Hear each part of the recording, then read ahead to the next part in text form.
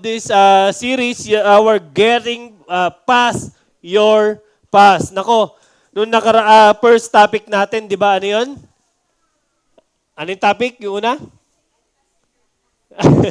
Getting past your past. No?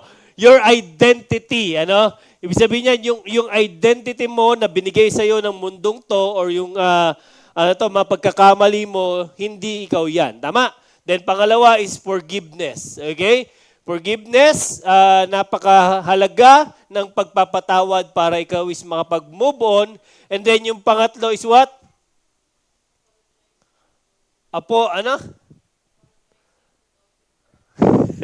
Ay, kodi ko si Nicole eh. Apologizing to those who hurt you. Kasi parang, ito naman isa na eh, parang ang daling makapagpatawad. Pero apologizing means you need to humble down yourself sa mga taong nakasakit sa'yo. Ay, grabe to, no? Especially this is the best time para sa sa mga parents, even though if you are a parents, it's still pwede mong i-humble down yung sarili mo, especially kapag ikaw is nakasakit ng iyong anak or sometimes yung inyong loved one. And then our last topic is getting past your personal failure. Alam mo, once na pagka sinabi itong bagay na ito, getting past your personal failure. Alam mo, dito ko, dati, naalala ko, parang ako lagi itong lagi ko itong naririnig dati. Nung ako po is bago maging Kristiyano, sabi diyan, yung failure. Sabi doon, first attempt in life, di ba? Parang matututo ka muna magkamali. Yan yung sinasabi nila. And sometimes, parang yun lang yung napakaliit or napakababaw dati ng kahulugan sa amin ng failure. Tama? Bumagsak ka sa test, hindi ka pinansin ng crush mo, nabasted ka, or di ba? Yun lang yung dati nating alam when we comes to failure. Pero you know what? As we grow as a Christian, alam mo, etong failures or personal failures ay napakalaki pala, okay, na ambag sa buhay mo or sa buhay nating Kristiyano kung bakit naging ganyan ka. Kung ano ka ngayon, yan ay dahil, okay, ang dahilan niyan, kadalasan ay what? Yung ating personal failures. Kasi, you know what I mean is when it comes to personal failures, okay, ano yung pinakamasakit na nagawa mo, okay, na until now, you're still living in it. Pastor, sabi mo sa akin, hindi mo alam kung gaano kasakit yung nagawa or ginawa sa akin ng mga tao. You know what? Alam ko, hindi ko alam kung gaano kasakit. Kaya nga ako mismo, ang hirap din nitong i-preach. You know why? Because I cannot say, okay, when someone or somebody, you need to move on, hindi ganun kadali. Tama? When you need to get up or show up, ang hirap pong sabihin yan. Tama? Kasi marami akong kilala or meron tayong mga kilala, okay? Or minsan, ikaw mismo, until now, okay, nung nagawa mo yung failures na yan, yung pagkakamali na yan, nabubuhay ka pa rin sa bagay na yan. Sa kamaliang yan. Tama? And I cannot say or I cannot judge you because you know what? Hindi ko rin alam kung gaano yan kabigat at kung gaano yan tumama at nag-hit hard sa'yo until now, lugmok ka pa rin and ang hirap pa rin tayong makaahon. Even decades na ang lumipas, sa totoo lang, you will still remember that thing. Amen? Tama?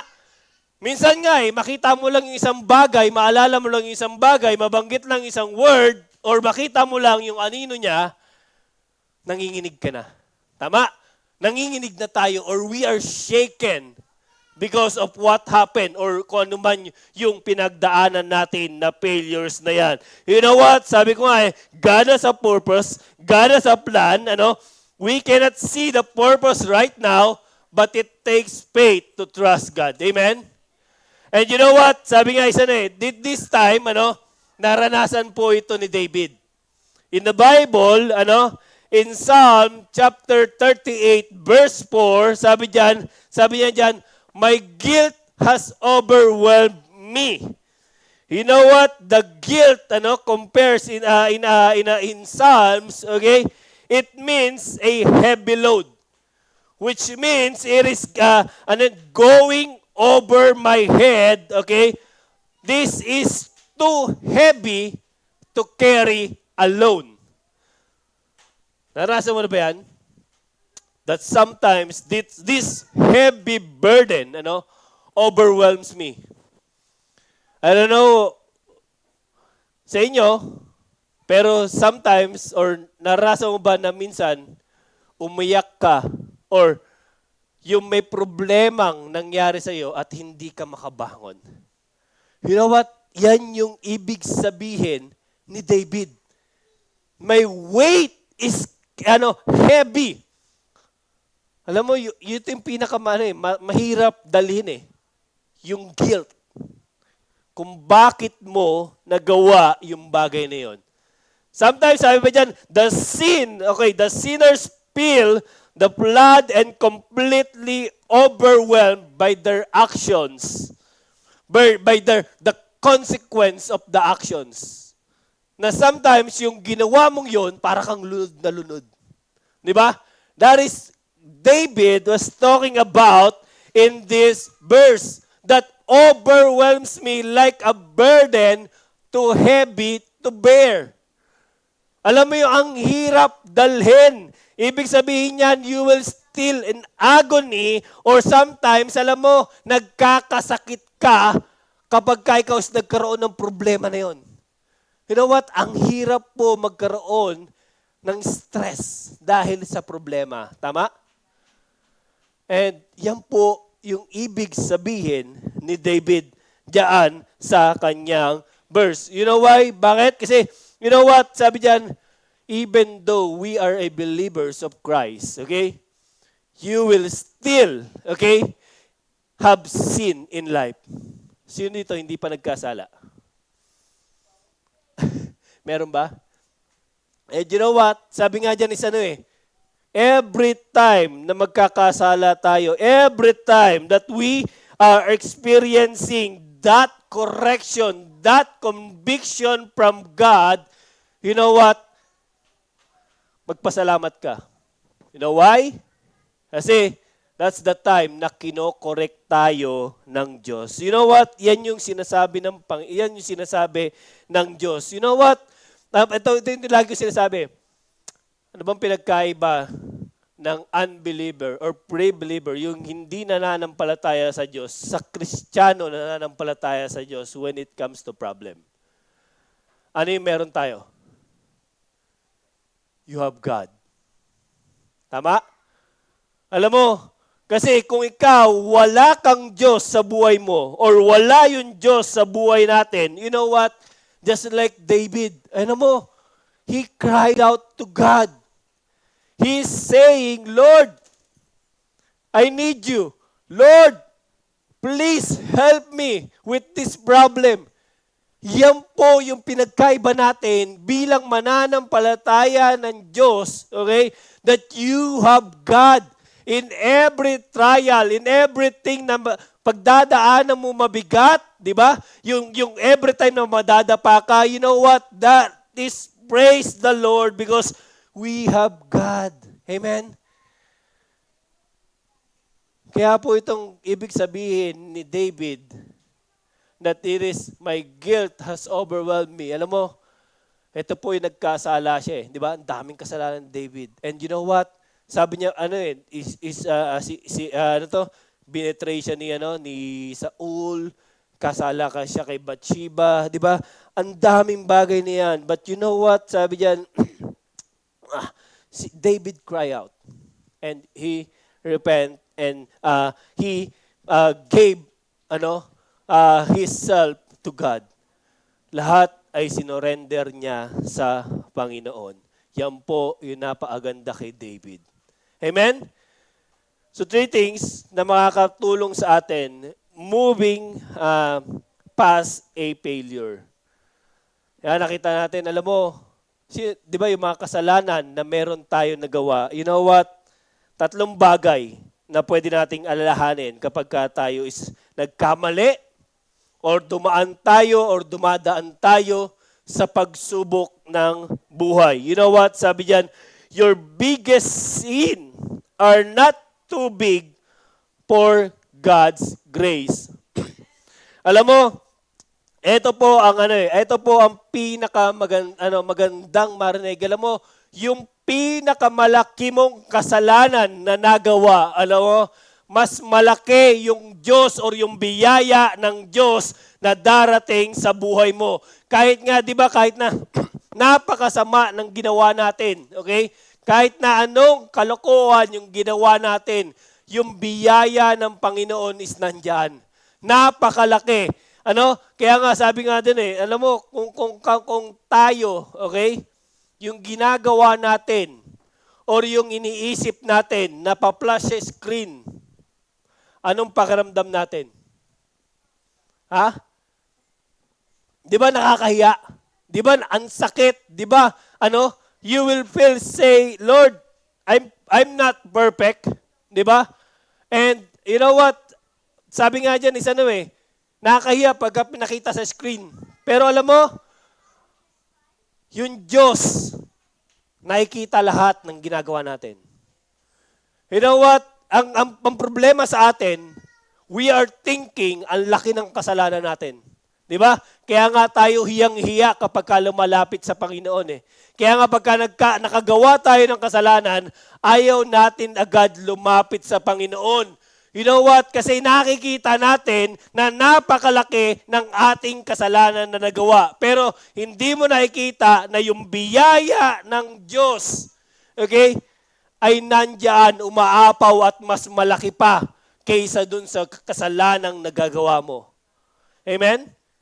You know what? Kung may nagawa kang kamalian, kalokohan sa Panginoon, you know what? Think of this thing. Buhay ka pa. And God still bless you. Amen? Alam mo, ito yung Ito yung God still love me. God showed us that He loves us. Alam mo, ang problema sa atin is this. When we have a sin, the things that happen in our lives, anong ginagawa natin? Lumalayo tayo sa Panginoon. Alam mo, when you have a sin, okay? Okay, mga kids, sakit na muna kayo.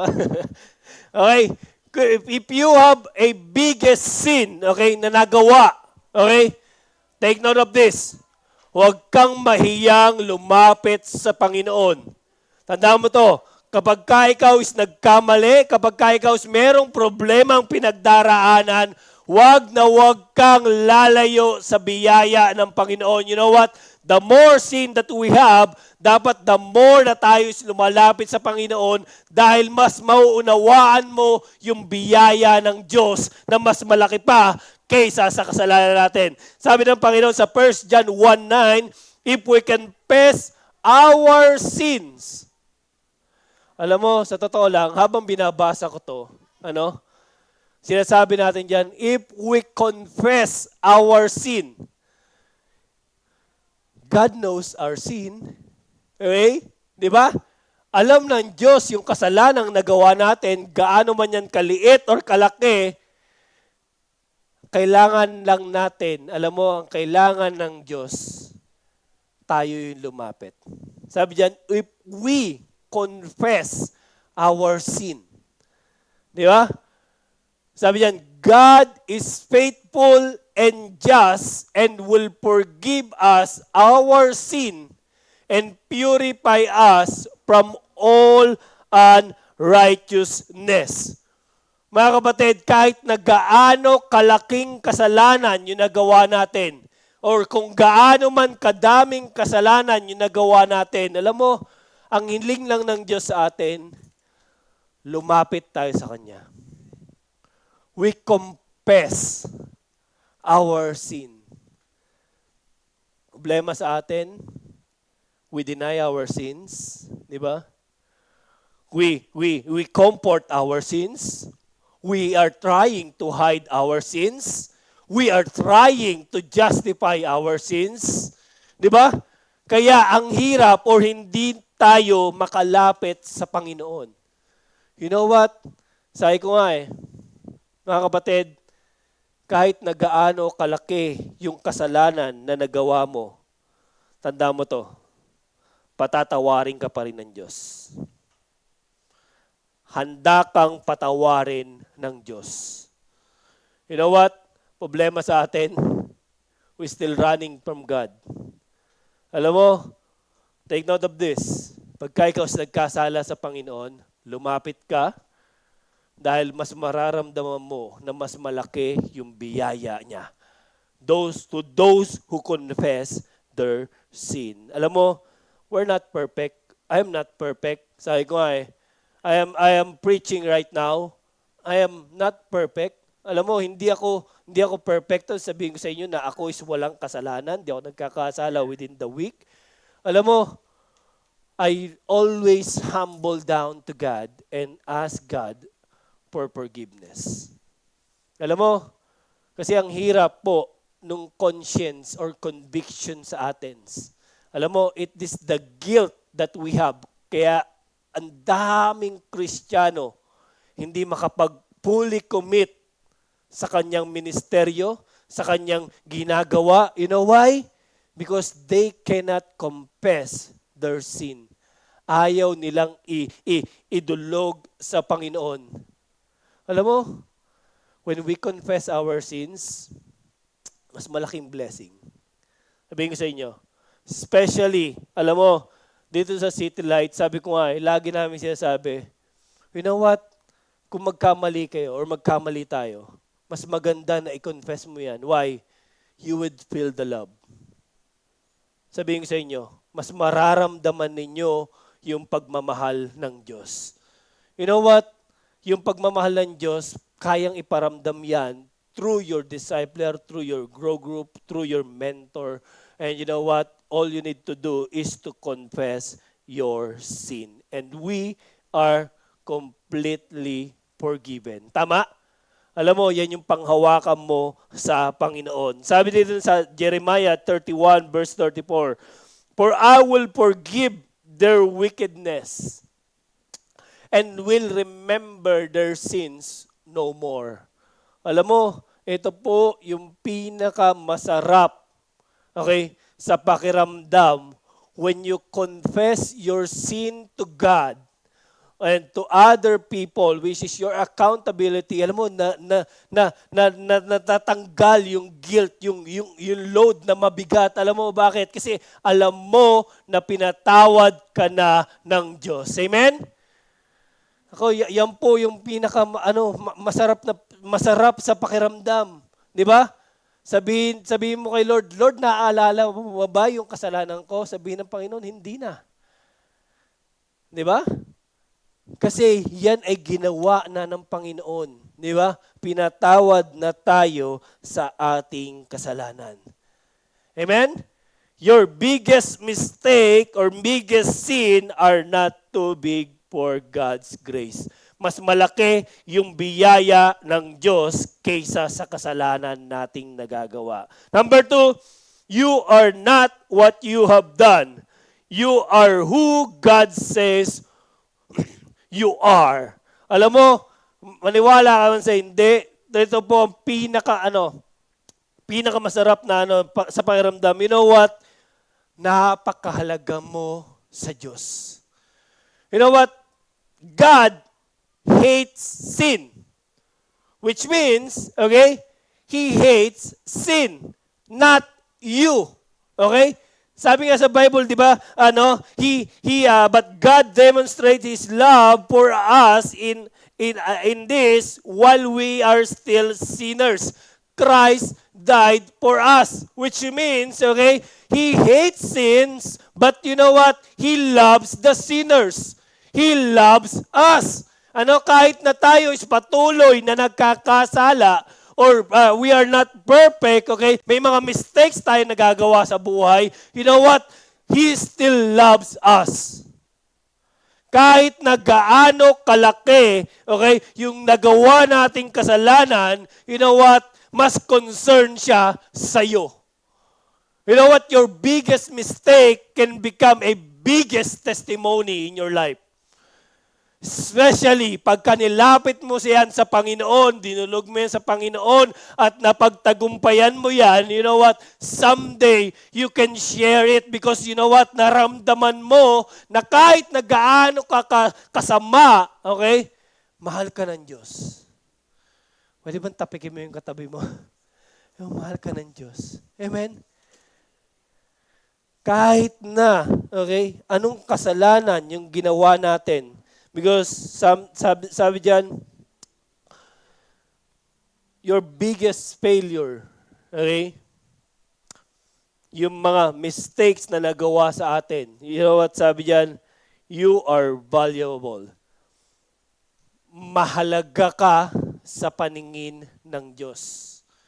Alam mo, before if someone says, ikaw ay failure, ikaw ay magnanakaw. Someone says ikaw is lasinggero. Ano ba yung mga name sa inyo? Sinungaling? Tamad? Ano ba? Ano ba? That's the name that in this earth or in this world, di ba? Tinitignan natin. You know what? Alam mo, yan yung yan yung mga kasalanan kasi minsan yan yung tingin sa atin ng ibang tao. Pero alam mo, once na ikaw is lumapit sa Panginoon, pinatawad ka niya, okay? He still loves you, naramdaman mo yung pagmamahal niya. Alam mo, yung past na meron ka, yung iyong kasalanan na meron ka, yung failure, your personal failure, okay, na meron ka, nawawala dahil sa pag-ibig ng Diyos. Di ba? This is the most this is the most highest form of love na pinakita sa Biblia. In this verse, sabi diyan is our salvation is not based on our own because we cannot save ourselves. We are sinners. We are doomed.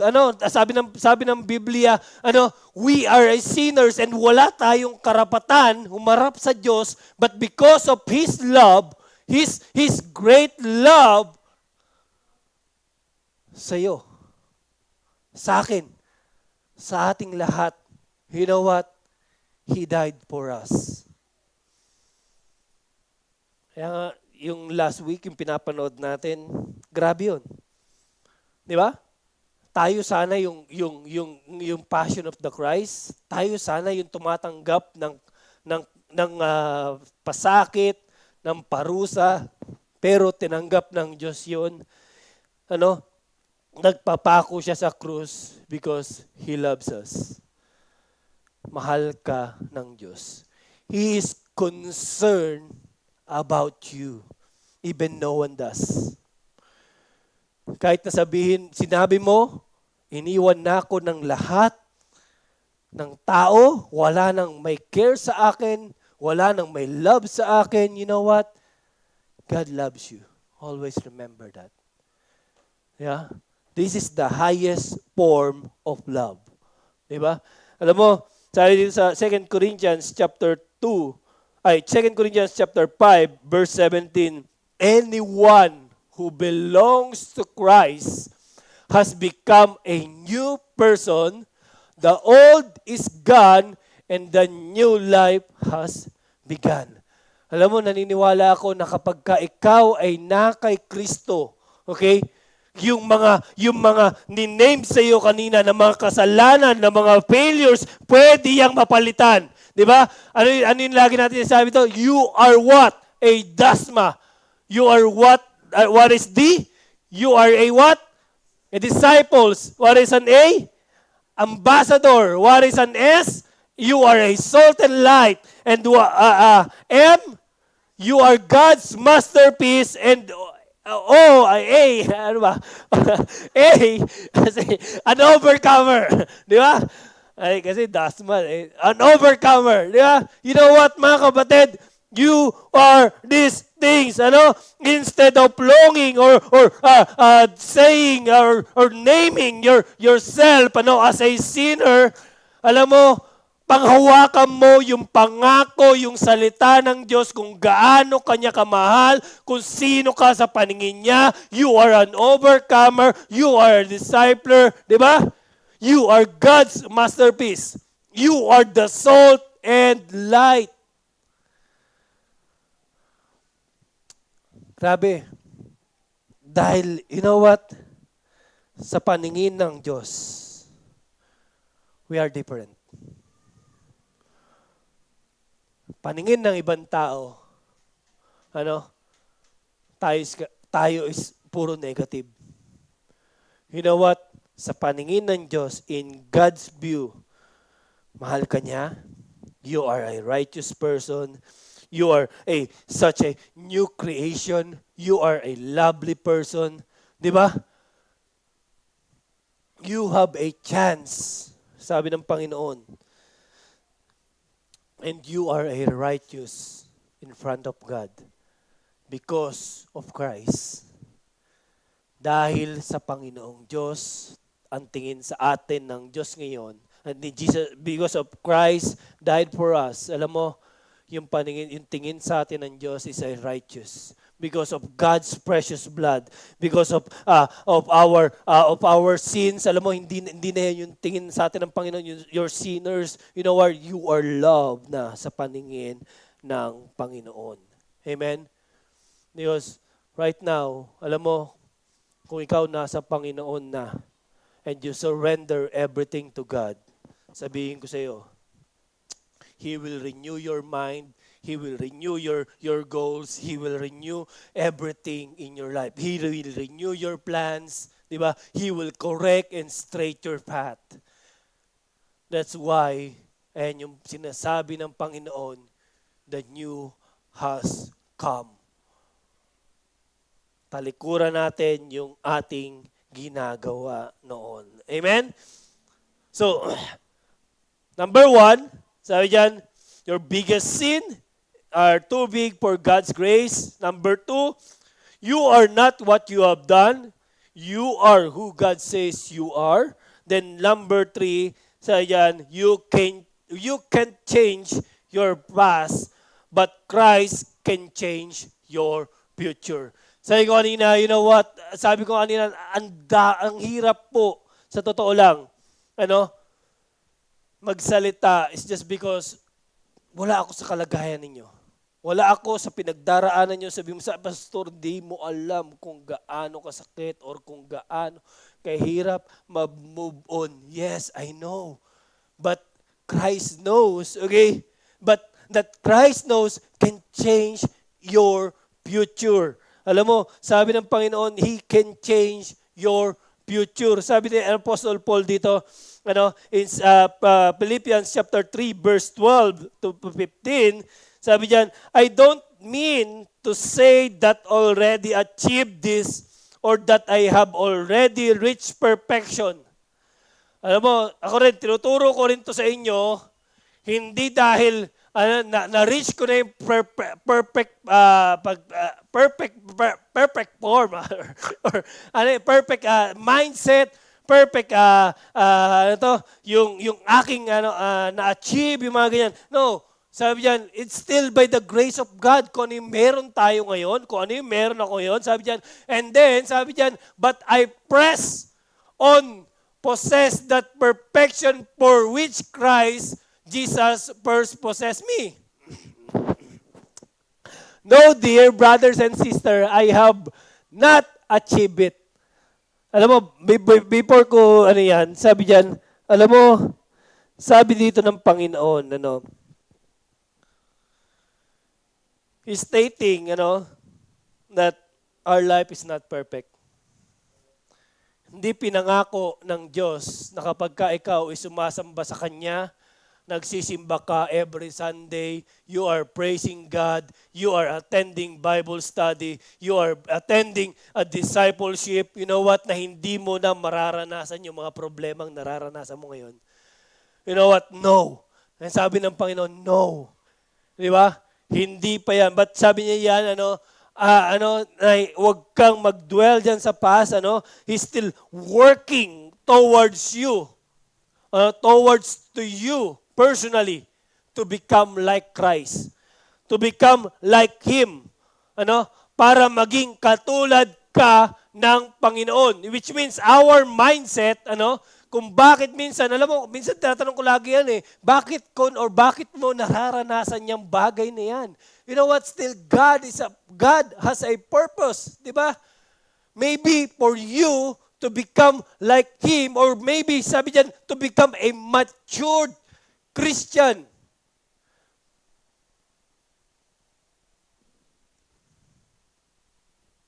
Dahil makikita mo yung isang matured na Kristiyano, sa aming mga driver, pag kinat kami, lakas ng tao ni Ate Ai, si Katroy kasi, habulin yan! Kinat ako niyan! Mababaan pa ng window, no? You know what? Ibig sabihin yan, tinetest tayo. Which means, when you are praying for patience, alam mo, pag gising mo pa lang sa umaga, makita mo na yung asawa mo, that's patience. Yung mga may asawa, nakarelate. Alam mo, yung sa mga estudyante, di ba, alam mo, when you are trying to pass your taste, you're praying for patience, God will send more, na yung makakapagpainit ng ulo sa'yo, di ba? Especially sa mga kabataan ngayon, manong ulam, walang almusal. Di ba? You are testing, or God is testing your patience. You're becoming a matured Christian. The way how you react to that problem, or the way how you solve that problem, that is important to God. Tama? Baka kaya until now, yung mga panalangin mo, you know what? God wants you to become more matured Christian. That is what that the verse mean.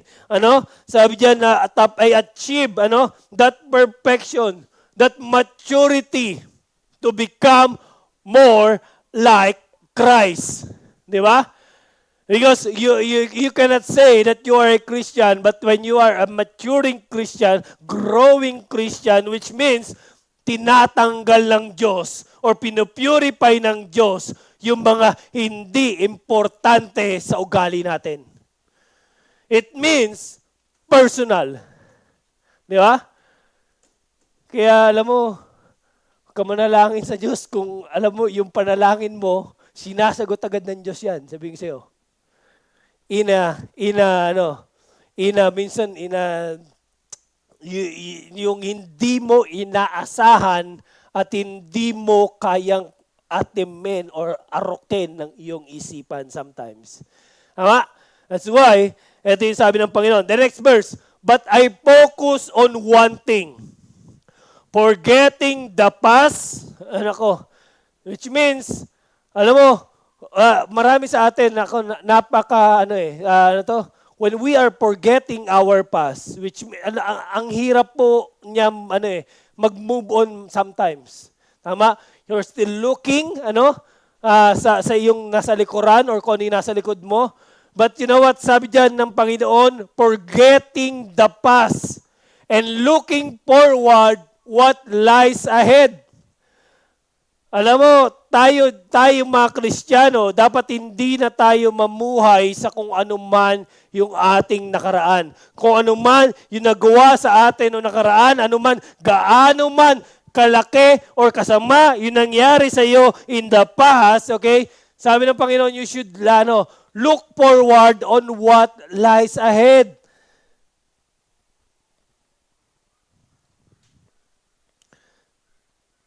You should look on your future.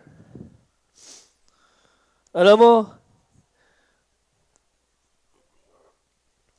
yan yung gustong mangyari sa atin ng Panginoon. I press on to reach to the end of the race and receive the heavenly prize for which God, through Christ Jesus, is calling us. Alam mo, sabi ko nga sa inyo, hindi ko naman goal mag-speak. Hindi ko naman goal maging pastor. Hindi ko naman goal noon, kung ano ako ngayon. But you know what? As I look forward, I always press on toward my goal. Alam mo, mas lalo akong binabago ng Diyos. Yung plano niya sa plano ko. Yung plano ko na napapalitan ng plano niya unti-unti. At totally, you will surrender everything to God. You know what? That's a matured Christian. Which means, alam mo, dami nating dreams, tama? Dami nating pangarap. But you know what? Sometimes, binabali yan ng Diyos. Di ba? Inaalis ng Diyos yung bagay na yan. Di ba? Because this world, alam mo, ang daming bagay na pwedeng makapag-distract sa'yo sa Panginoon. At you know what? Always remember ano ba yung purpose at calling na nilagay sa'yo ng Diyos. Di ba?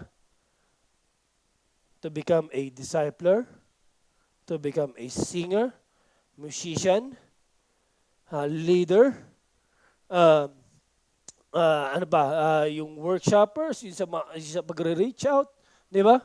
You know what? When you align your goal to God, toward Him, alam mo, makikita mo yung calling sa'yo ng Diyos. Alam mo, this is a picture of failure. Sabi diyan, sabi diyan, when you experience this failure, always remember this. When you fall, acknowledge. Di ba? Tama ba? Parang, sabi ko nga, acknowledge mo yan. Di ba? And then, investigate. Bakit? Bakit nangyari to? Ano nangyari? Di ba? Kaya nga yung laging sinasabi ni Pastor John pagka may nag-aaway na mag-asawa, di ba? Alamin mo, bakit? Ano nangyari? Di ba? Did I hurt you? Di ba? In what areas? Yan. Then last is yung, can you forgive me? Investigate. Hindi po pwedeng, you learn agad. Hindi. Kailangan mong alamin kung bakit. Kaya marami sa atin, we go back in failure because hindi ka nag-investigate at hindi mo inalam kung bakit ka nadapa. Tama? Nakita mo, natisod ka sa floor. Dadaan ka ulit dyan, matitisod ka ba ulit? Kung hindi mo inalam kung bakit may nakausling kahoy or bato, di ba? Then learn, understand, realign. Ibig sabihin, ano yung pwede mong gawin? Baka mamaya, hindi yan yung goal mo or inaayos ka ng Panginoon. Then evolve. Alam mo, mga Kristiyano, sabi diyan, sabi in Proverbs chapter 24 verse 16, for though a righteous man falls 7 times, he rises again. Alam mo, mga kapatid, this is very true. Solomon expresses confidence that godly people can recover from their setbacks. Godly people, kahit na gaano or ilang beses kang mahulog, madapa, mabangasan, you will rise. Sabi, yan yung panghawakan mo sa Panginoon. Itatayo ka niya ulit. Okay? In this earthly sense, alam mo, there is a guarantee. na kung ikaw is true believers, He will rise you up again and again. Alam mo, kahit na ilang beses kang patumbahin ng mundong to, you know what? Itatayo at ibabangon ka ng Diyos. Kahit na anong mangyari sa business mo, sa career mo, sa buhay mo, alam mo, yan ang pangako sa atin ng Diyos. He will rises us again. Alam mo, I remember in the book of in the book of Daniel, ang daming trials na pinagdaanan, problema. Alam mo, hindi niya alam kung kahit na ito nga yung ito nga yung mag-ano diyan sa Panginoon kahit na tama na yung ginagawa mo. Okay? Darating at darating sa buhay mo that there is a problem. That Satan, will distract you, will try to harm you. Actually, physically, emotionally, di ba? God, will says here, He will rise you again. Yan yung napakagandang pangako sa atin ng Diyos. What is your biggest failure? Did you acknowledge God in your failures?